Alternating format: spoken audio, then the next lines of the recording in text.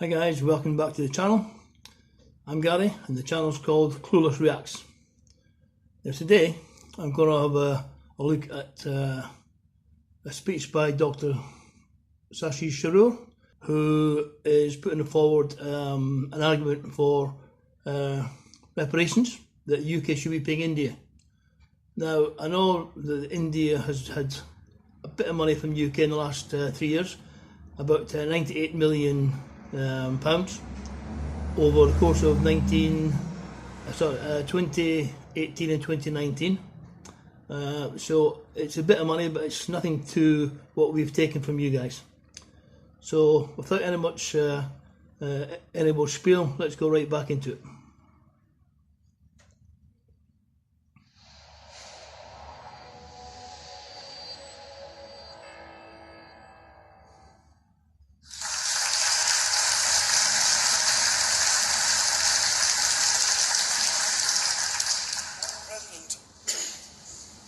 Gentlemen, ladies of the House,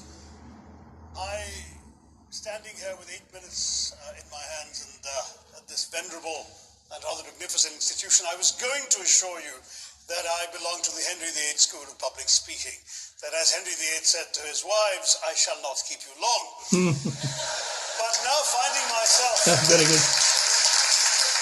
But now finding myself the 7th speaker out of 8 in what must already seem a rather long evening to you, I rather feel like Henry VIII's last wife.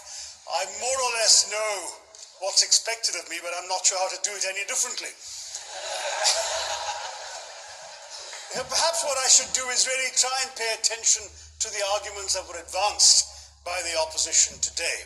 We had, for example, Sir Richard Ottery suggesting, challenging the very idea that it could be argued that the economic situation of the colonies was actually worsened by the experience of British colonialism. Well, I stand to offer you the Indian example, Sir Richard. India's share of the world economy when Britain arrived on its shores was 23%. By the time the British left, it was down to below 4%. Wow. Why? Simply because India had been governed for the benefit of Britain. Britain's shocking. rise for 200 years was financed by its depredations in India. In fact, Britain's Industrial Revolution was actually premised upon the deindustrialization of India. The handloom. This is nothing new. This is just something that the Great Britain have done for centuries.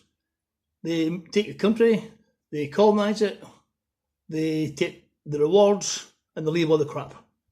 Now, it's embarrassing for me as someone from the UK, but it's just the way it is.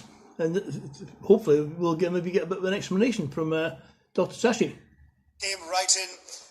There were actually these weavers making fine muslin, light as woven air, it was said.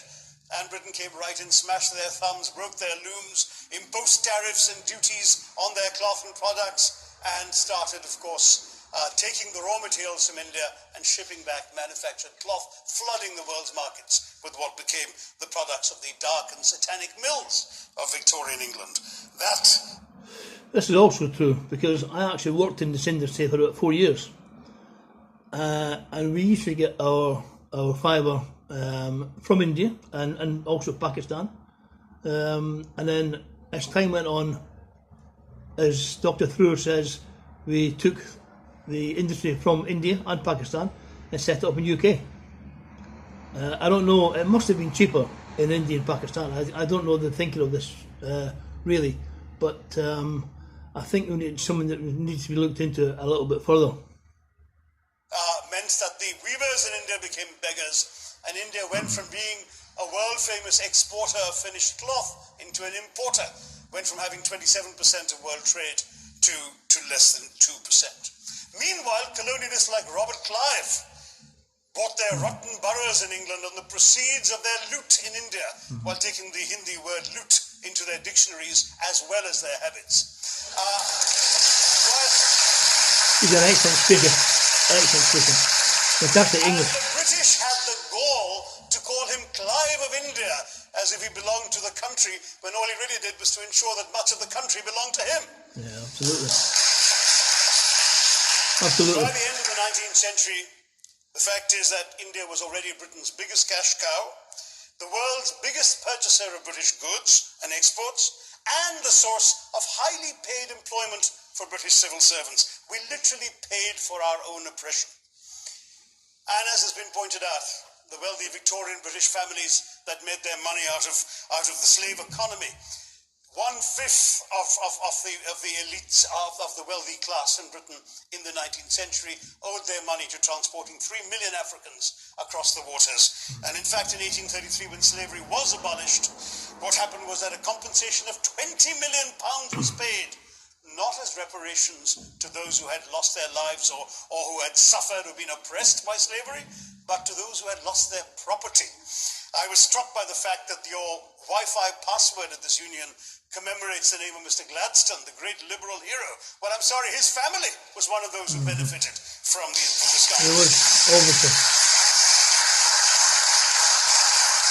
Staying with India, between 15 and 29 million Indians died of starvation in British-induced famines. The most famous example, of course, was the Great Bengal famine during the Second World War, when 4 million people died because Winston Churchill, deliberately as a matter of written minuted policy, proceeded to divert essential supplies from civilians in Bengal to sturdy Tommies and Europeans as reserve stockpiles. He said that the starvation of anyway underfed Bengalis mattered much less than that of sturdy Greeks. This is Churchill's actual quote. And when conscience-stricken British officials wrote to him, pointing out that people were dying because of this decision, he peevishly wrote in the margins of the file, "Why hasn't Gandhi died yet?" So all Yeah, that's another true statement. I don't think this gentleman's going to be giving us any falsehoods. Everything that he's saying so far has been true. Winston Churchill was a brilliant man, but he was an absolutely horrible human being. He had no class. He was very much a racist, and this is, as you can see, in his last comment of the 4 million dying. It's no surprise to me at all. Notions that the British were trying to do their colonial enterprise out of enlightened despotism, to try and bring the benefits of colonialism and civilization to the benighted heathen. I'm sorry, Churchill's conduct in 43 simply one example of many that gave a lie to this myth. As others have said on the proposition, violence and racism were the reality of the colonial experience, and no wonder that the sun never set on the British Empire, because even God couldn't trust the English in the dark. Very good. Let me take World War I as a very concrete example, since the first speaker, Mr. Lee, suggested these things couldn't be quantified. Well, let me quantify World War I for you. Again, I'm sorry, from an Indian perspective, others have spoken of other countries. 1/6 of all the British forces that fought in the war were Indian. 54,000 Indians actually lost their lives in that war. 65,000 were wounded, another 4,000 remained missing or in prison. Indian taxpayers had to cough up £100 million in that time's money. Unbelievable money. India supplied 70 million rounds of ammunition, 600,000 rifles and machine guns, 42 million garments were stitched and sent out of India, and 1.3 million Indian personnel served in this war. I know all this because, of course, the commemoration of the centenary has just taken place. But not just that, India had to supply 173,000 animals, 370 million tons of supplies, and in the end, the total value of everything that was taken out of India, India, by the way, suffering from recession at that time and poverty and hunger, was, in today's money, £8 billion. You want quantification? It's available. Second World War, it was even worse, 2.5 million Indians in uniform. I won't belabor the point, but of Britain's total war debt of £3 billion, in 1945 money, 1.25 billion was owed to India and never actually paid. Somebody mentioned Scotland. Well, the fact is that colonialism actually cemented your union with Scotland. You know, the Scots had actually tried to send colonies out before 1707. They'd all failed, I'm sorry to say. But then, of course, came union, and India was available, and there you had a disproportionate employment of Scots. I'm sorry, Mr. Mackenzie has to speak after me. Engaged in this colonial enterprise as soldiers, as merchants, as agents, as employees, and the earnings from India is what brought prosperity to Scotland, even pulled Scotland out of poverty.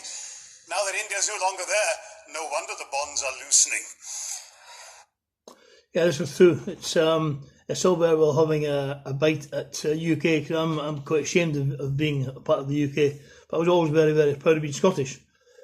But listening to the comments, we're no better than the English, which is very, very sad for me. And I think that we've progressed since then, and I think maybe this is a good way to stabilise our independence, because as you may or may not know, Scotland is putting through a huge push for independence from England again, following the Brexit debacle. That's all I can say, complete debacle. We don't want to leave the EU, but England have decided that we're going to leave. So as of January, 6 weeks ago, we've left, which makes no sense to me whatsoever. But the door is still open for Scotland to come back in. Now, we've heard other arguments on this side. There's been a mention of the railways. Well, let me tell you, first of all, as my colleague, the Jamaican High Commissioner, has pointed out, railways and roads were really built to serve British interests and not those of the local people. But I might add that many countries have built railways and roads without having had to be colonized in order to do so.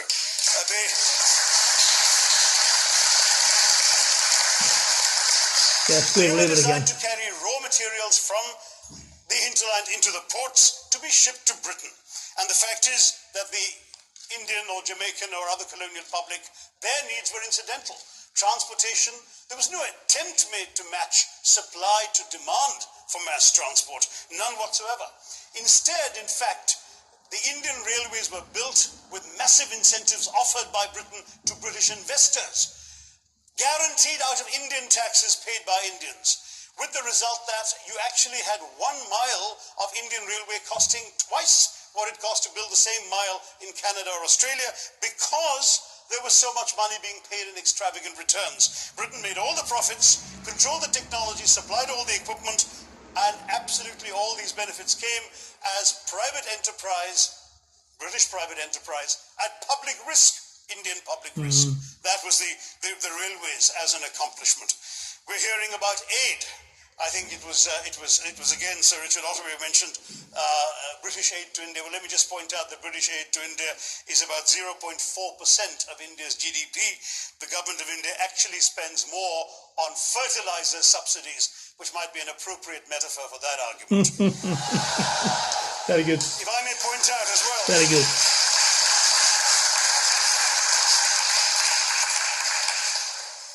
If I may point out as well that as my fellow speakers from the proposition have pointed out, there have been incidents of racial violence, of loot, of massacres, of bloodshed, of transportation, in India's case, even of one of our last Mughal emperor.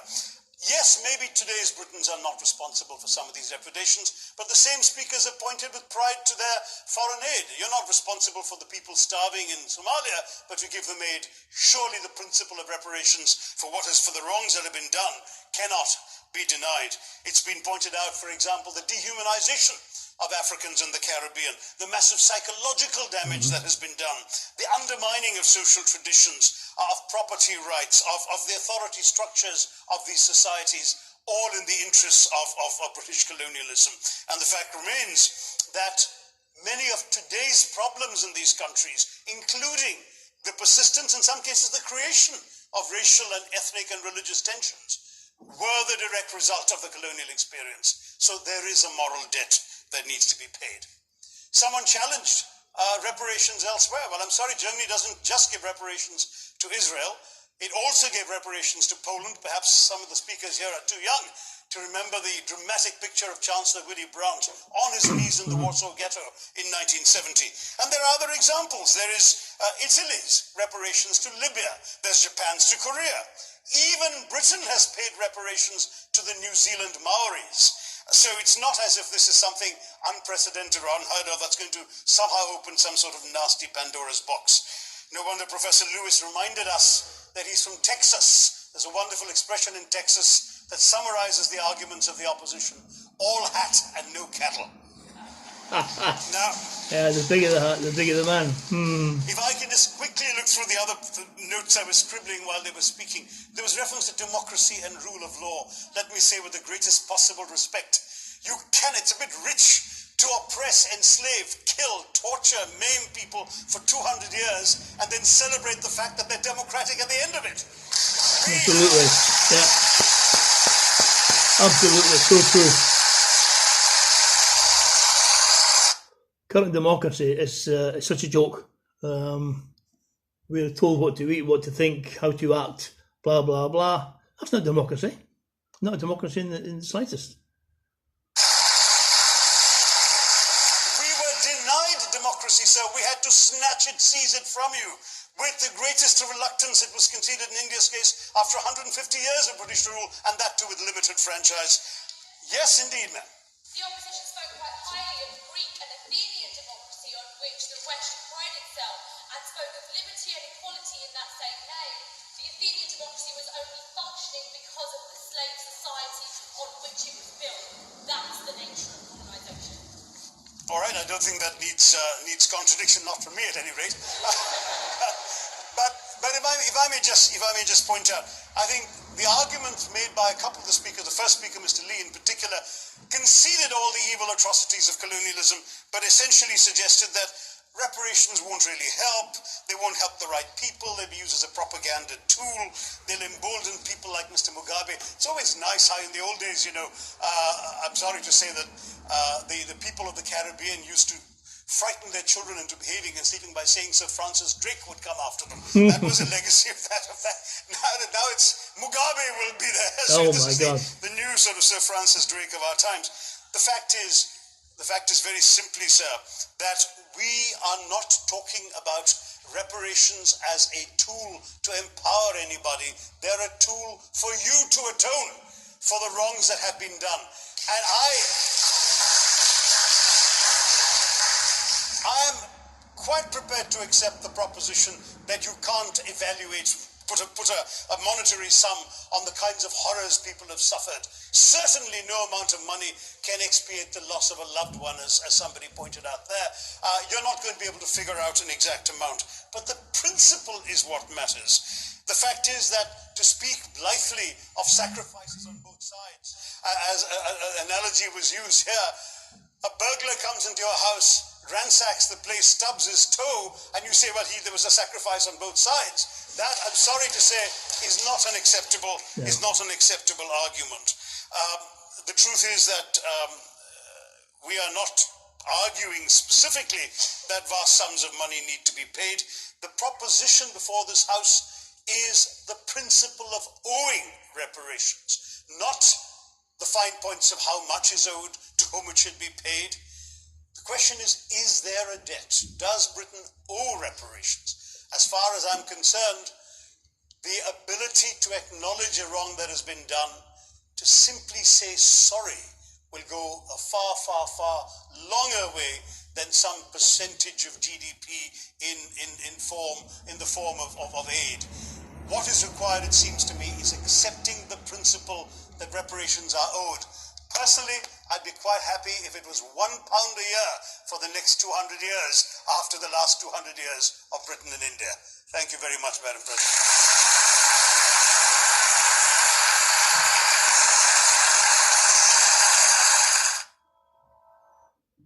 What was very interesting with that is that every time you cut to the speakers, none of them were remotely entertained. They were sitting there very smug and very glum looking. They were not smiling. They were not accepting what he was saying. And in fact, as I was watching it, the front two rows that I could quite see, there was no applause from any of them. The applause must be coming from the lower ranks at the back of the room, but there was absolutely nothing coming from the people in view, which is absolutely shocking.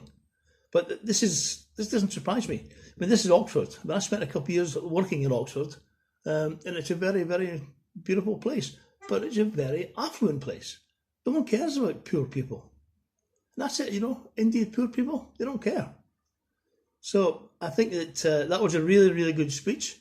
I think I'm going to have to research Dr Tharoor a bit more, because I found him quite compelling, very interesting, very intelligent man, a proper scholar. So it'll be interesting to see what I can come up with in the future. So thanks guys for today. Subscribe please, help the channel grow. Like, don't like, up to you. Until then, I'm clueless. See you next time.